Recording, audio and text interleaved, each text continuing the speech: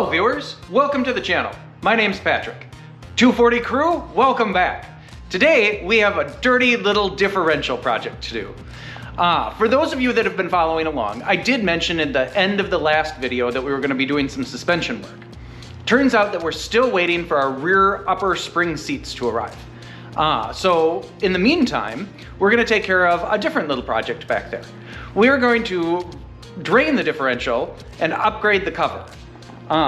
Draining speaks for itself. The cover, we are going to upgrade to, I'm not exactly sure what year they switched over. I don't know, probably like 92 or 93, or perhaps off of a 7 Series, to this cover that is a little thicker and aluminum instead of the stamped steel that came back in 1990 when the wagon was produced. We're doing this for a couple different reasons. One, because we want to upload a new video. And two, because our old differential cover, as you can see, oh, look at the rust! I don't know, for some of you that aren't familiar, Wisconsin is in America's Rust Belt. We use a lot of road salt here in the wintertime, and it tends to eat right through everything.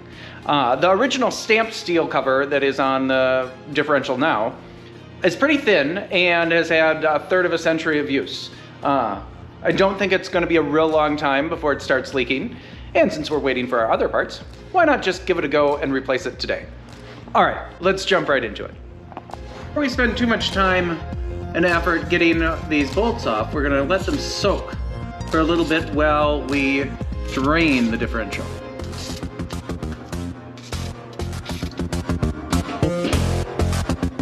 As that finishes dripping, let's see if we can't get these 12mm bolts out. We have a lot of them to do.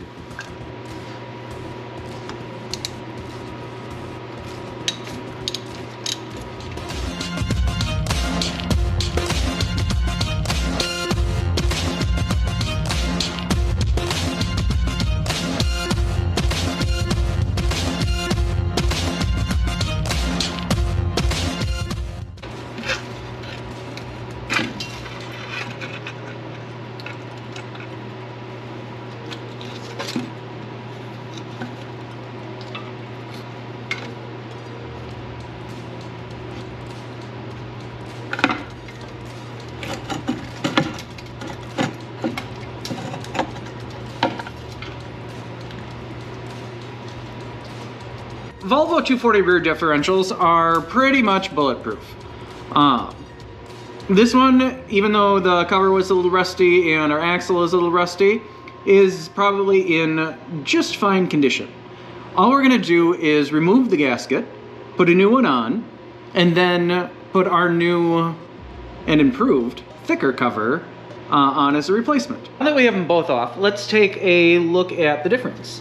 Right away, we can see that this one is pretty thin. Again, this is the original, just the stamped steel. And this is our replacement. Quite a bit thicker, and it's aluminum. This one, the original, actually, considering how long it's been in use, is still in reasonably good condition. We have the rust on the outside, but it hasn't eaten through anywhere on the inside. It doesn't look too bad. Fortunately, we can use the sensor in the replacement one without having to change any of the wiring harness. It just plugs right into with the old connector.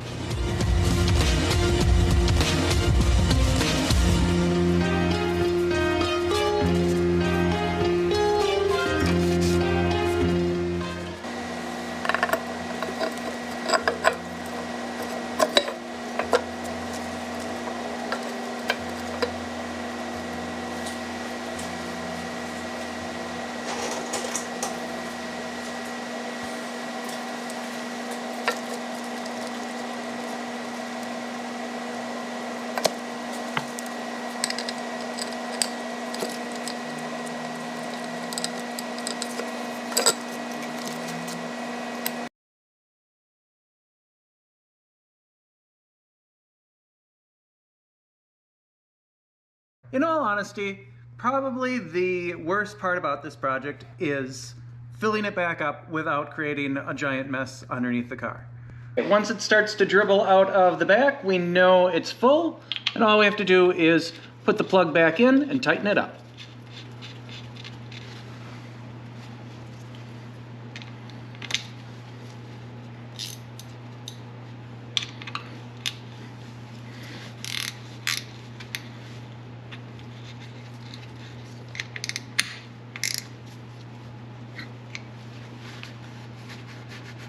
Just like that, one piece at a time, we are making some progress on the Volvo 240 wagon. All right, wherever you're watching from, I hope you have a great day. Please remember to like, comment, and subscribe, and I will see you in the next episode.